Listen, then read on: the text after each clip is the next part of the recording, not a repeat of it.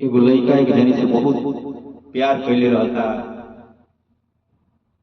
ओकरा जुदाई में जब वो छोड़ के जाती है तो कैसे कहता, का कहतिया?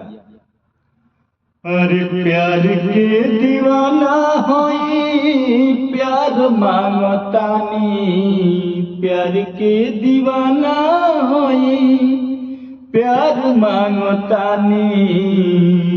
पाले पैसा है ना उधार मांगतानी, पाले पैसा है ना उधार मांगतानी। प्यार के दीवाना होई प्यार मांगतानी, प्यार के दीवाना होई प्यार मांगतानी। पाले पैसा है ना उधार मांगतानी, पाले पैसा है ना उधार मांगतानी।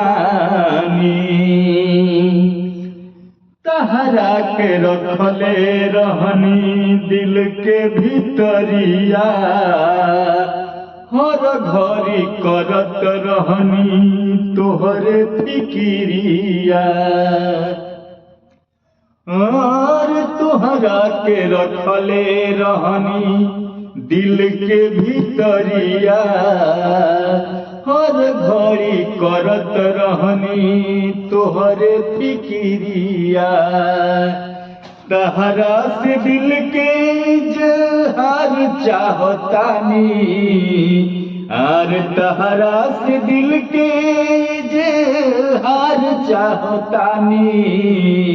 पाले पैसा है ना उधार मांगतानी, पाले पैसा है ना उधार मांगतानी। प्यार के दीवाना होई प्यार मांगतानी, प्यार के दीवाना होई प्यार मांगतानी।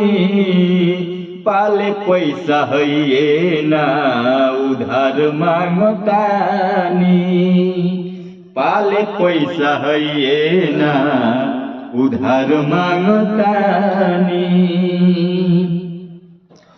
हमारा से दूर होके जात बारू रानी, कैसे बिताई भी बोला हम जिंदगानी।